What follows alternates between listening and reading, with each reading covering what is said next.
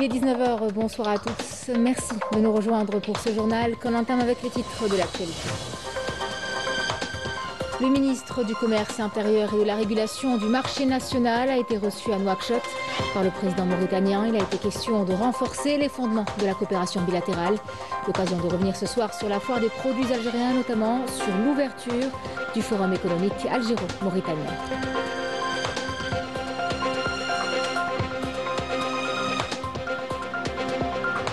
Arza, 16 Palestiniens ont été tués aujourd'hui. Le représentant permanent de l'Algérie auprès de l'ONU a appelé les membres du Conseil de sécurité à agir immédiatement face aux violations du droit humanitaire. À Genève, l'Assemblée mondiale de la santé a approuvé un projet de résolution.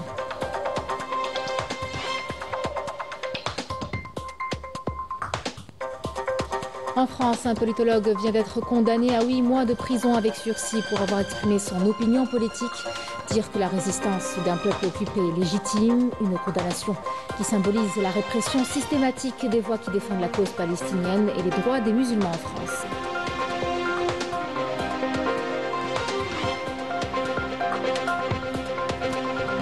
Haïfa Hounan en Kabylie, des dizaines d'athlètes venus d'ici et d'ailleurs ont bravé la brume et le froid du matin pour prendre part au trail d'Azrodhor, autour de 2 circuits de 23 et 42 km. Une véritable prouesse physique et humaine, nous y reviendrons dans quelques instants. Mesdames, Messieurs, bienvenue à vous.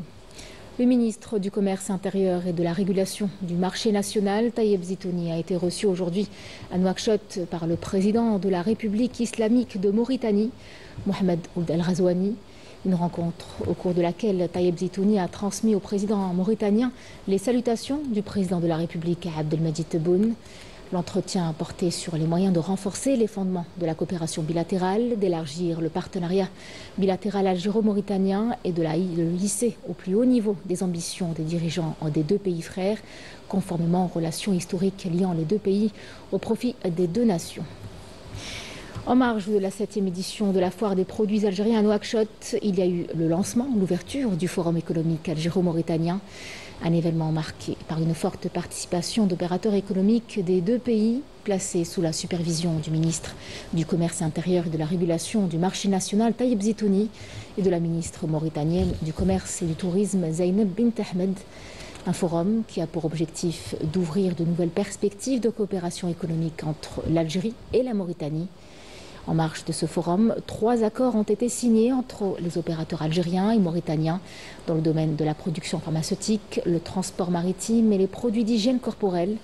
La première convention a été signée entre le groupe Saïdal et le groupe Shankit Pharma pour l'exportation et la distribution de médicaments en Mauritanie et dans les pays de l'Afrique de l'Ouest, ainsi qu'un partenariat dans le domaine de l'investissement international en Mauritanie.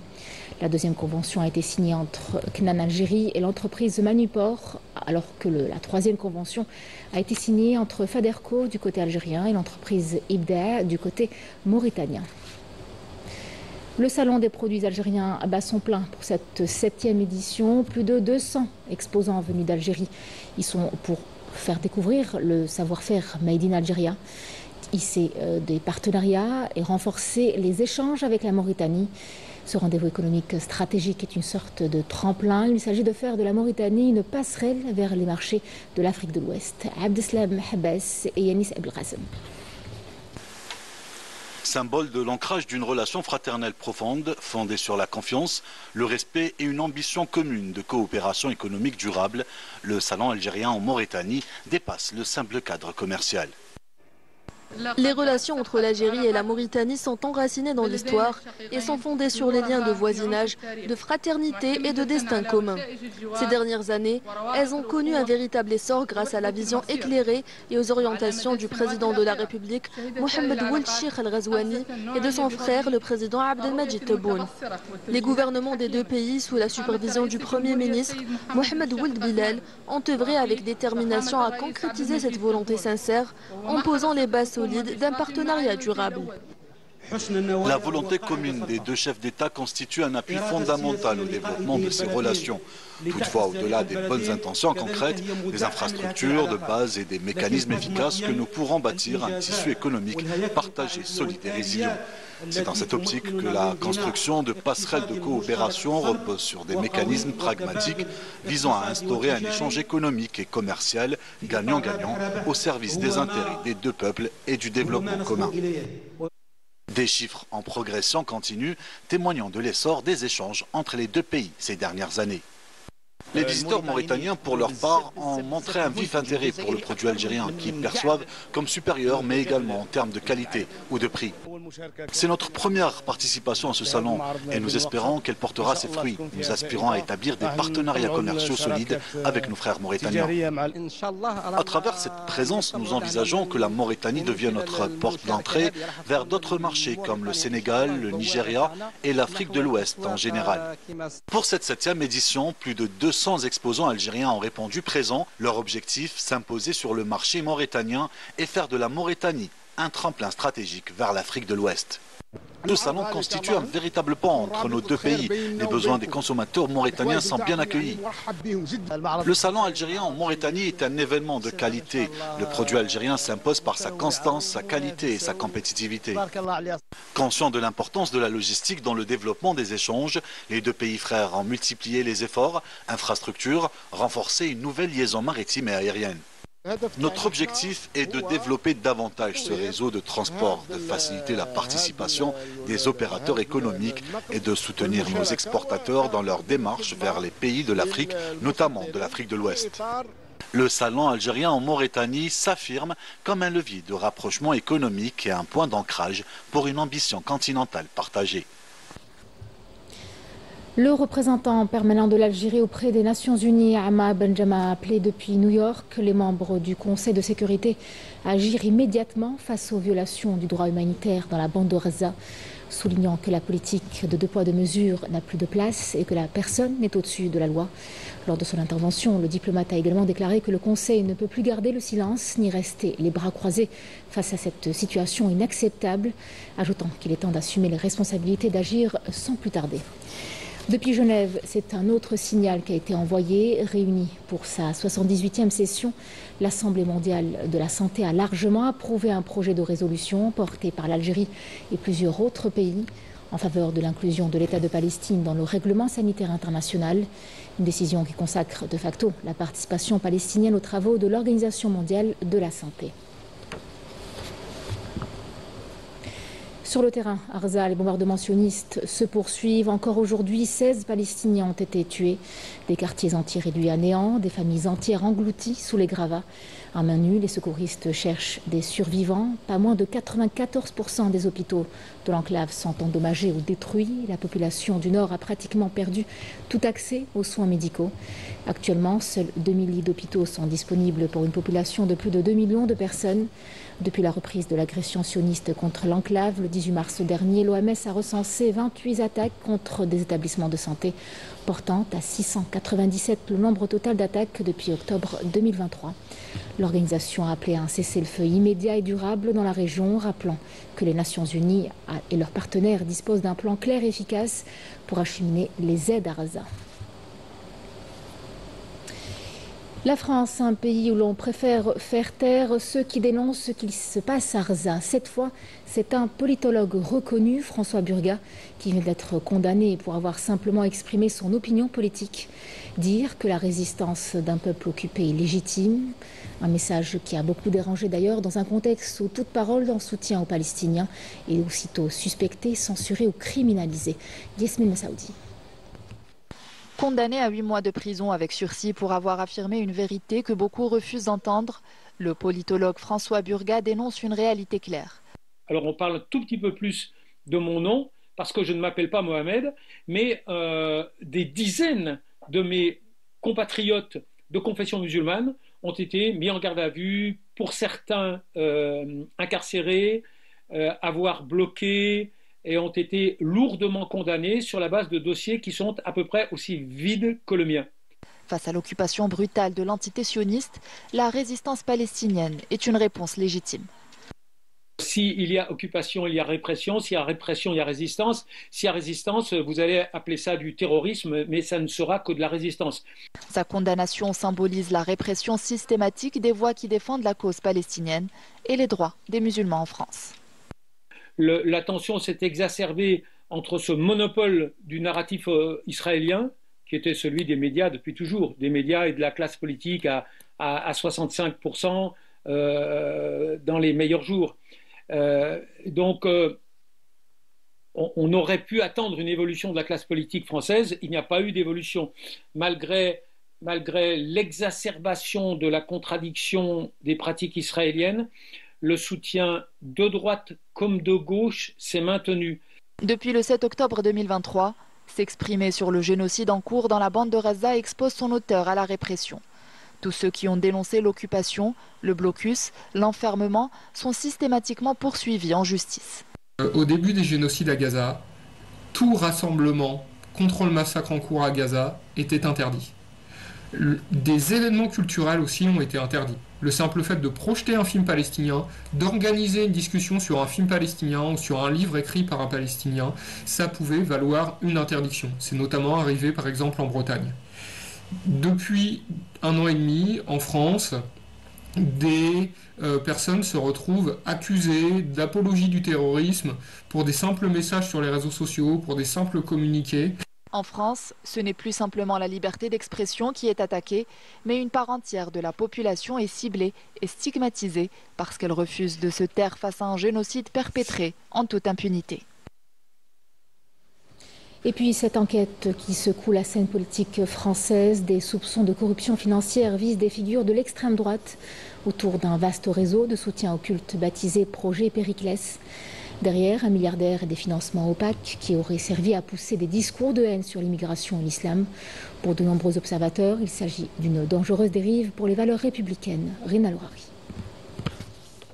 La montée de la droite et de l'extrême droite en France prend un tournant préoccupant avec Bruno Retailleau à la tête des Républicains, porté par des discours durs, souvent empreints d'hostilité et de repli identitaire. Ce glissement idéologique, de plus en plus banalisé dans le débat public, alarme les défenseurs des valeurs républicaines, inquiets de voir s'installer un climat de rejet et de haine. C'est une dérive tragique. Qu'est-ce qui est une dérive ? L'élection de Bruno Retailleau à sa tête ? L'évolution de ce parti politique que l'on appelait la droite républicaine. C'est en fait une droite réactionnaire, ultra-conservatrice, identitaire, qui fait la course avec le Rassemblement national. L'ascension fulgurante de l'extrême droite s'explique en grande partie par le soutien de réseaux de financement opaques, nourrissant des campagnes marquées par des discours de haine, notamment autour de l'islamophobie et de l'immigration. À l'instar du projet Périclès, piloté par le milliardaire Pierre-Édouard Stérin, qui fait couler beaucoup d'encre. Il est très hostile à la gauche. Avec son projet Périclès, Stérin s'est mis en tête de faire gagner les droites extrêmes et l'extrême droite dans les esprits et dans les urnes. Son rêve, une grande union des droites de Bruno Retailleau à Marion Maréchal en passant par le Rassemblement national. Depuis des mois, des années, en fait, il cherche comment est-ce qu'il peut faire accéder ses idées, donc ses idées ultra-réactionnaires, libertariennes, ultra-libérales au sens économique du terme, conservatrices évidemment, anti-immigration, etc. Quel véhicule politique peut faire arriver au pouvoir toutes ces idées-là? Je ne sais pas si tu étais au Dôme avec donc Bruno Retailleau, c'est là qu'il a dit à bas le voile. Il y avait donc Bergeau Blaclair et d'autres personnalités liées à Périclès. Donc pour cette espèce de grand raout républicain entre guillemets, mais surtout islamophobe, enfin je veux dire tout à fait engagé, enfin je veux dire voire ruisselant quand même de hargne et de haine.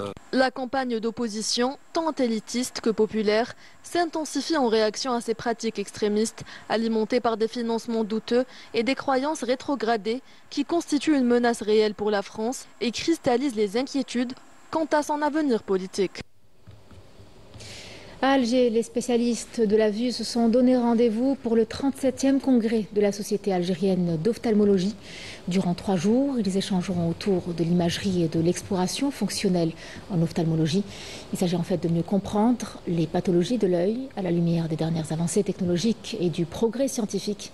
Un événement pour faire le point sur les nouveaux outils qui révolutionnent la prise en charge des troubles visuels. La couverture est signée Saada Mayouf.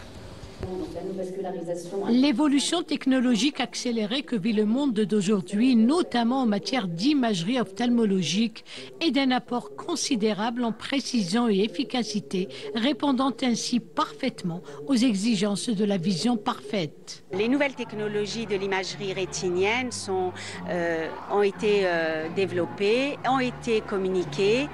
Diverses pathologies toutes nouvelles d'ailleurs, ont été décrites. Et ma conférence concernait toutes ces nouveautés dans les maladies et dans leur façon de les imager, de les explorer. De la pachychoroïde, donc ce sont des maladies rétiniennes qui peuvent atteindre surtout les sujets jeunes. Donc on peut avoir des baisses de l'acuité visuelle, c'est des sujets qui vont se plaindre d'une baisse de vue assez progressive, récente, qui peut être sur un œil ou même sur les deux yeux. Et donc nous on a des moyens de dépistage de ces maladies. On va faire donc une imagerie avec la tomographie en cohérence optique, l'angiographie à la fluorescéine, en verre d'adenocyanine, enfin un tas d'imageries pour permettre de diagnostiquer ces maladies et puis de proposer le traitement adéquat pour ces patients qui sont souvent jeunes, actifs et qui sont demandeurs de traitement et d'informations. À l'ère de l'intelligence artificielle, l'analyse des images oculaires est à même d'offrir un gain conséquent en exactitude impeccable. L'intelligence artificielle y a envahi notre quotidien sans même frapper à la porte. Donc autant l'exploiter pour une noble cause et pourquoi pas le noble organe qu'est l'œil. Donc on a malheureusement constaté une explosion des pathologies ophtalmiques majeures, notamment le glaucome, la rétinopathie du diabétique et la DMLA. Et plus tôt ces pathologies sont diagnostiquées et mieux serait la prise en charge et le pronostic. Donc pour ça nous sommes en train de travailler sur une application qui exploite l'intelligence artificielle et les cutting edge avancées en IA. Une véritable révolution dans le domaine de l'imagerie oculaire est enregistrée ces dernières années, offrant une meilleure performance pour le diagnostic et la prise en charge de nombreuses pathologies oculaires. On a importé la dernière génération de la sécheresse oculaire, donc tout l'équipement qui traite la sécheresse oculaire. Donc on a importé un topographe à disque Placido, un Hydra qui fait le diagnostic pour la sécheresse oculaire et l'Activa, il sert pour le traitement de la sécheresse oculaire. C'est beaucoup plus, il traite la sécheresse oculaire avec vibration et chaleur pendant 15 minutes pour le patient. Donc ça dit faire le traitement pendant une semaine jusqu'à un mois. Donc on éloigne le traitement selon le cas de patient. Sous le thème imagerie et exploration fonctionnelle en ophtalmologie, le 37e congrès de la Société algérienne d'ophtalmologie SAO se veut une plateforme d'échange d'expériences et de concertation entre professionnels du domaine ophtalmique nationaux et internationaux pour décortiquer les pathologies de l'œil les plus pointues à l'ère des avancées technologiques spectaculaires. Et c'est à Constantine que s'est refermé le Salon international du tourisme et des voyages Sirta Siyaha 2025. Pendant plusieurs jours, les professionnels du secteur, opérateurs et visiteurs ont échangé et discuté des opportunités du tourisme en Algérie. Une édition marquée par la volonté d'intégrer les nouvelles technologies pour mieux promouvoir les richesses touristiques du pays, en misant sur l'innovation ainsi que sur la formation. Compte rendu avec Smaï Belkaidia. La 7e édition de Sirta Siyaha, Salon international du tourisme de Constantine, s'est intéressée au développement du secteur à l'ère de la numérisation et de l'intelligence artificielle. L'intelligence artificielle et la numérisation offrent des leviers puissants pour moderniser le secteur touristique. Elles permettent de numériser les sites touristiques, visites virtuelles, réalité augmentée, afin d'attirer les visiteurs avant même leur arrivée. En parallèle, elles optimisent les services touristiques, réservations, itinéraires, recommandations personnalisées, améliorant l'expérience du voyageur et valorisant les destinations locales, un atout majeur pour positionner la ville comme une destination innovante et connectée. C'est à notre devoir, en tant que communauté algérienne qui se trouve à l'étranger, spécialiste dans le tourisme, on essaye justement de faire évoluer cette dynamique à travers une communication rigoureuse. Il y a de la demande. Il y a beaucoup de demandes, il y a beaucoup d'Européens qui ne connaissent pas l'Algérie et qui commencent à connaître cette Algérie belle et chaleureuse. Surtout, nous sommes là justement pour aider cette gouvernance. Et en tant que citoyen algérien, c'est de notre devoir de faire connaître cette belle Algérie Et comme le disait bien Simel Haddad, Allah yarhamou, quand on vient pour la première fois en Algérie, on ne la quitte jamais pour toujours. Les réseaux sociaux nous aident à promouvoir le tourisme dans le pays. Mais ce qui nous réussit le plus, c'est aussi le bouche à oreille. 1 800 000 Tunisiens qui sont entrés durant l'année 2024 en Algérie. Ça, c'est très important, mais le plus important, c'est la satisfaction de la famille algérienne et du touriste algérien par les prestations fournies en Tunisie. Ça, c'est plus important. D'ailleurs, nous sommes l'État et les professionnels tunisiens, ils sont là, les hôteliers, les agences de voyage. Ils vont conclure des accords entre les deux parties dans les deux sens. Les Tunisiens qui viennent en Algérie, et il y a maintenant plusieurs agences de voyage tunisiennes avec leur homologue algérien. Sirta Siyaha est en passe de devenir un rendez-vous incontournable du tourisme à Constantine. Autre façon de promouvoir le tourisme en Algérie, le sport. Ils sont venus des 4 coins du pays, mais aussi de l'étranger pour relever un défi sportif et humain au cœur des montagnes de Kabylie. Le trail d'Azroun Thor a rassemblé des passionnés de course en pleine nature autour de 2 circuits plutôt exigeants de 23 et de 42 km. Les athlètes ont pris le départ au lever du jour, bravant la brume et le froid des montagnes des Varhounen. Couverture Badea Marni. C'est dans le décor majestueux et paisible des Farhounen que les athlètes du trail d'Azroun Thor à Tirourda ont fait leurs preuves. Une course en pleine nature marquée cette année par une brume persistante qui s'est formée au fur et à mesure, rendant un peu plus difficile le parcours. Portés par une force mentale impressionnante, les coureurs sont allés jusqu'au bout de leur performance, défiant ainsi les conditions météorologiques pour franchir la ligne d'arrivée. Alhamdoulilah, on a point place pour 4e fois. Azroun Thor, vraiment خدمة باتيرور كون دقلاو 1:45 مي دوماج اسكو ساكين الباركون غليسونت بزاف لا طاش الحشيش مي الحمد لله pour la deuxième place. C'était vraiment difficile le parcours, l'effet de l'altitude, l'effet de dénivelé. Les concurrents ont été à la hauteur. Alhamdoulilah, on peut prendre la deuxième place avec un chrono moins de 2 heures, ça fait plaisir. On a vu les 3 premiers arriver. Donc bien sûr, Yazid Mennad, c'est lui le détenteur du record. Mais il a essayé justement de battre son record. Mais malheureusement, il est rentré 2 minutes après son record précédent à 2024 plutôt. Bon, bien sûr, on a parlé avec Yazid, c'était à cause des conditions météo un petit peu, parce qu'il y avait un peu de brouillard, un peu de brume. Des mois d'entraînement ont été nécessaires. Certains n'ont pas hésité à se rendre plusieurs fois dans ce village des Farhounen pour le repérage du parcours qui n'attendait plus que d'être foulé par leurs pas. J'ai découvert Azroun Thor il y a 1 mois. On est venu pour histoire de voir le parcours et de voir si on peut faire la compétition. Et je suis revenue aujourd'hui pour faire le trail de Azroun Thor. Je suis venu la première fois l'année dernière, j'étais ravi. Vraiment, quand je pense à Algérie, moi j'ai pensé surtout désert. En fait, non, j'ai découvert des très belles montagnes, un très bel endroit, très accueillant. J'ai découvert une population qui est super accueillante, un endroit qui est beau, qui est sécurisant. Et je me suis dit que cette année, je voulais revenir avec les enfants parce qu'il y a envie qu'ils aussi participent à ça, qu'ils voient ça et qu'ils connaissent cette autre culture. Pour la 8e édition de Trail Azroun Thor, je pense tout est magnifique. Tout magnifique. Nous, la Ligue d'athlétisme, quand on a vu tout est basé sur des bases sérieuses, on a mis les moyens humains et matériels pour la réussite de cet événement. Et c'est chez nous, vous, cette année, comme il y a eu 13 pays étrangers, 14 avec l'Algérie, qui ont préparé cette 8e édition, ou parmi eux, 91 athlètes étrangers. Bien plus qu'une simple compétition, ce trail est une aventure humaine et sportive dans un écrin naturel au cœur des montagnes des Farhounen. L'occasion a permis de vivre l'expérience d'être hébergé chez les familles de la région. Sport, tourisme, culture étaient les maîtres mots de cette compétition qui attire de plus en plus de participants, notamment étrangers, qui étaient aussi en force.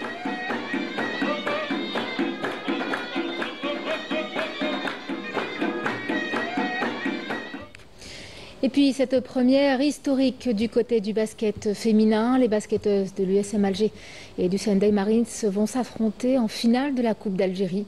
Une toute première entre ces deux formations prêtes à tout donner pour inscrire leur nom au palmarès. Coup d'envoi demain, samedi à 16h à la coupole du complexe Mohamed Boudiaf. Autant dire que l'affiche s'annonce ouverte au pronostic. Fathi Bendali. La finale de la Coupe d'Algérie de basketball féminin mettra aux prises pour la première fois l'USM Alger et UCND Marine. Un duel inédit prévu ce samedi à 16h à la coupole du complexe olympique Mohamed Boudiaf qui s'annonce indécis entre deux formations au parcours solide. L'USMA, tombeuse détenante du titre, le groupement sportif de Cossider, 53-50 en demi-finale, signe son grand retour sur la scène nationale. Le club compte 2 trophées dans son palmarès, remportés en 1979 et en 1986. 5 finales perdues également pour le club entre 1984 et 1994. Emmenés par le duo Reggig Alir, les usmistes espèrent inscrire un nouveau chapitre glorieux dans l'histoire du club. En face, UCND Marine vise un 4e sacre après ceux remportés en 2016, 2017 et 2019. Les Marines se sont imposées en demi-finale face au Mouloudia d'Alger, 59-46, club le plus titré en Coupe d'Algérie. Avec dans ses rangs une joueuse clé comme Sofia Saïdani, HDM arrive en finale avec ambition et expérience. Les deux finalistes se sont affrontés à 2 reprises cette saison en National 1 avec 2 victoires à l'avantage des Rouges et Noirs. Tous les ingrédients sont réunis pour une finale engagée, spectaculaire, entre un géant du passé et un prétendant moderne au sommet du basketball féminin algérien. Et avant de clôturer cette page sportive, place au football avec un classique du championnat, le Big Derby algérois ce soir dans moins d'1 heure entre le MC Alger, solide leader, et son voisin, l'USM Alger, dos au mur. Un choc qui s'annonce tendu, surtout que le MC a l'occasion de creuser l'écart en tête et de se rapprocher un peu plus d'un 9e sacre national. Ramzi Mhamdi.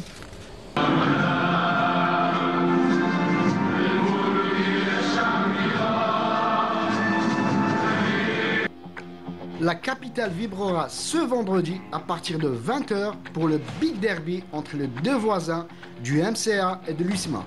Même s'il y a un gouffre entre les Mouloudiens premiers avec 49 points et qui chercheront à creuser l'écart avec ses poursuivants, la JSK et le CRB, les usmistes, 6e avec 36 points, ne regarderont pas le classement mais joueront d'abord pour effacer leur dernier revers face au PAC et mettre fin à cette spirale d'une seule victoire lors des 5 derniers matchs. Au-delà du charme des tifos des 2 galeries qui, sans nul doute, éblouiront les amoureux du spectacle, gageant que ce derby sera aussi sur le rectangle vert où il y a pour les usmistes une revanche à prendre après la gifle du match aller où ils se sont inclinés 3-0. Côté effectif, l'A7 disposera de tout son groupe où Alidet, Ch'ti, Bouchenchouch, Meridi, Khaldi et peut-être même Merghem seront de retour pour ce derby. Le MCA, quant à lui, abordera cette rencontre avec un état d'esprit de conquérant et un effectif au complet après la démonstration face aux Sétifiens et qui peut, en cas de succès, creuser cet écart avec ses poursuivants en le ramenant à 6 points. Les protégés de Benihia devront donc faire très attention à une bête blessée qui peut totalement se relancer dans ce big match où l'équipe qui a le plus à perdre est le Mouloudia alors qu'un 2e titre de champion lui tend les bras.